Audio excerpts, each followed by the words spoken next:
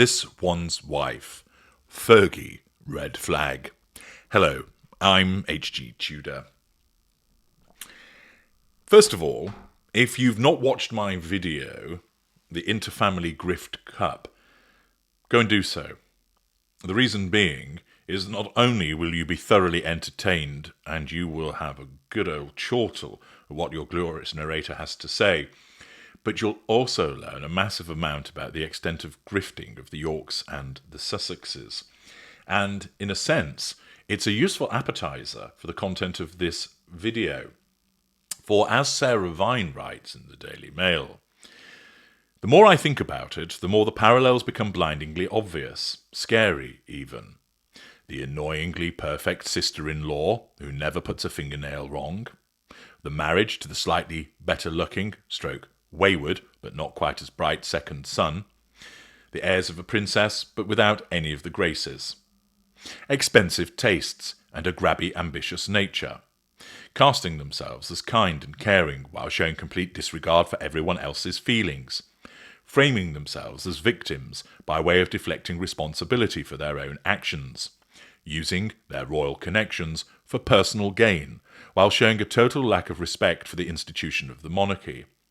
The Duchess of Sussex or Sarah Ferguson, Meghan Markle or the Duchess of York. Different generations of royal consorts, strikingly similar stories. And indeed they are. The sister-in-law, Diana or Catherine, married to slightly better looking in the case of Andrew being better looking than Charles, wayward, Harry being more wayward than William, the heirs of a princess but no graces, which of course is the way that the pair of them have carried them on. And both This One's Wife and Sarah Ferguson are well known for their love of money and their grabby, ambitious nature, whilst also engaging in victimhood.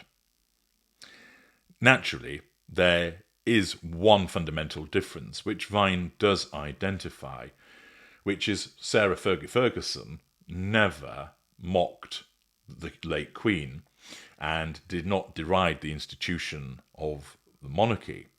She showed a lack of respect for it at times with her behaviour, but she did not out and out cast stones at it, whereas This One's Wife has done so.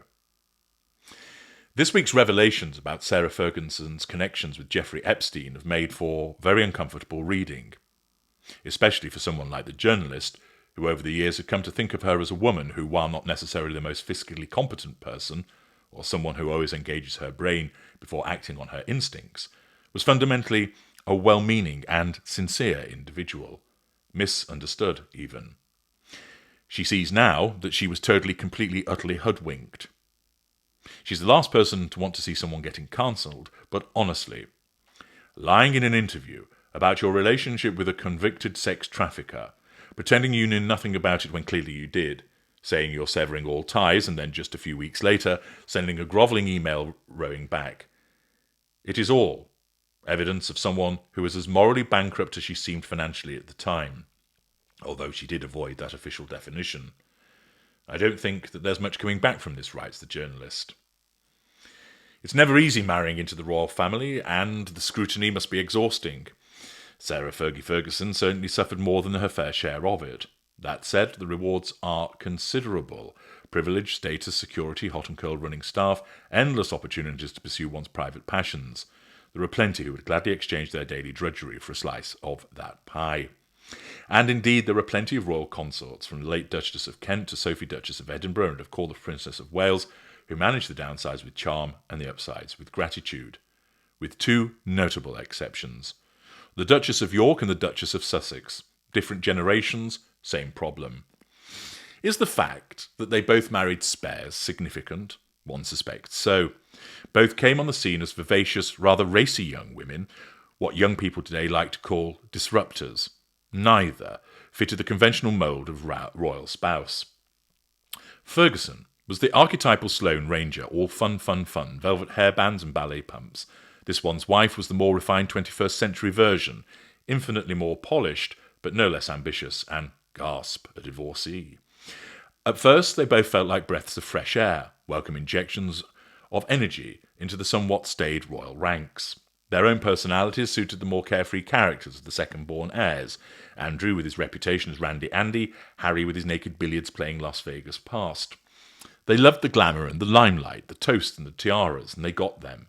Dazzling taxpayer-funded weddings for both, watched by millions of royal fans around the world. Sarah had a Burmese ruby and diamond engagement ring chosen to match her red hair, and her wedding day was a national collection.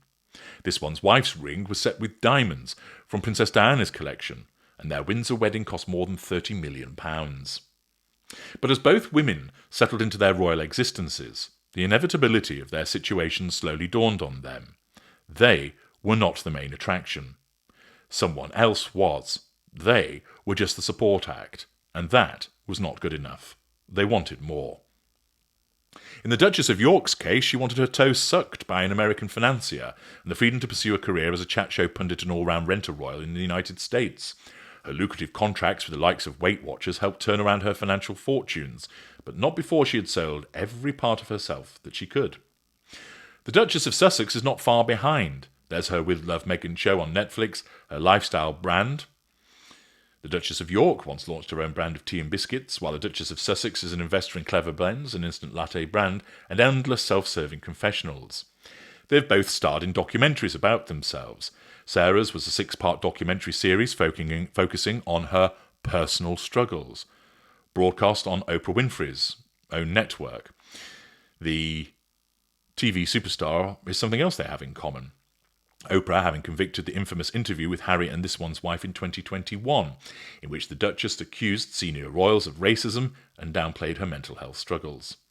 Then there are the children's books. Sarah's budgeted little helicopter series, This One's Wife's The Bench, which her and Harry's Archwell Foundation generously donated to libraries, schools and non-profit organisations in the United States.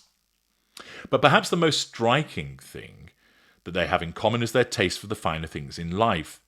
This is something that comes up time and time again in private conversations with people who know or have known them both over the years. They both demand and expect the absolute highest of VIP treatment at all times. Not for Sarah and this one's wife the modest surroundings of Frogmore Cottage. The Duchess of York reportedly has her own wing at Royal Lodge, even though she and the Prince have been divorced for 30 years now, 3 times the length of time that they were married.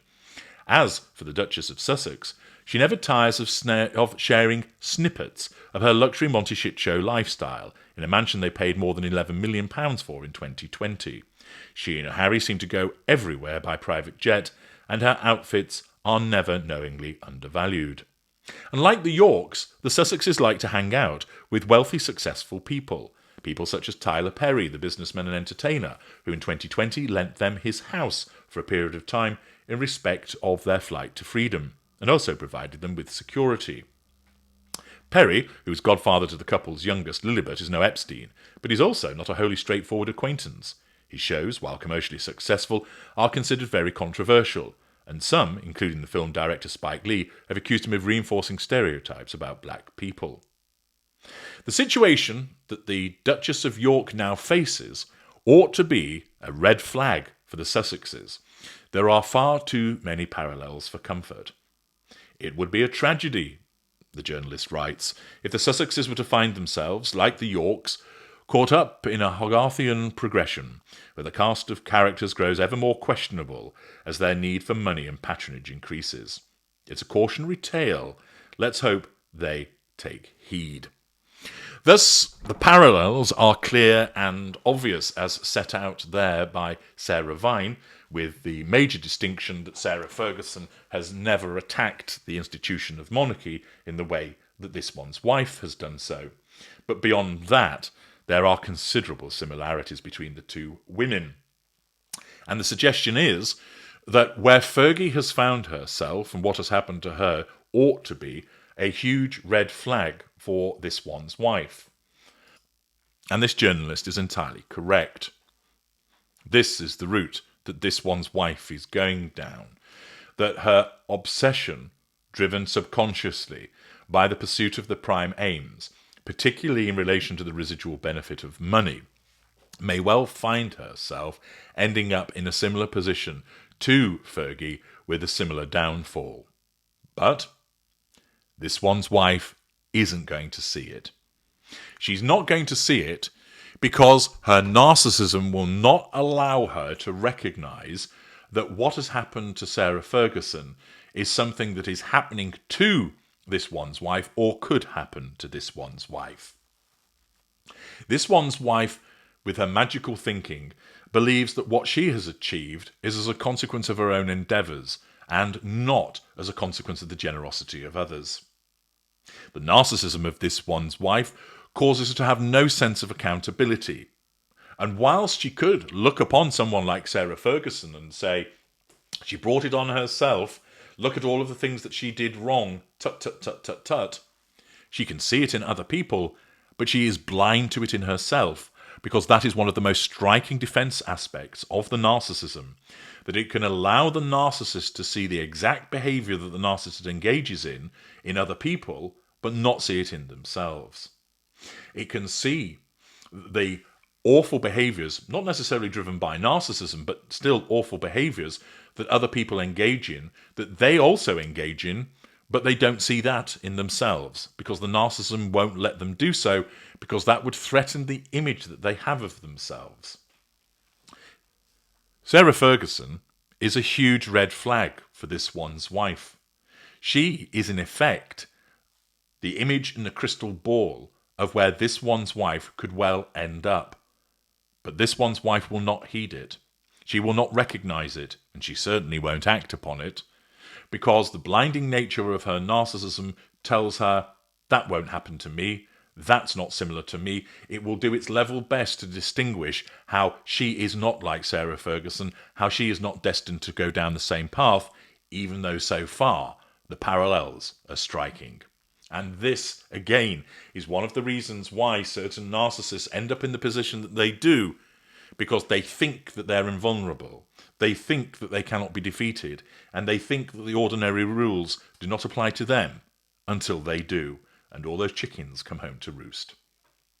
I'm H.G. Tudor. Thank you for listening.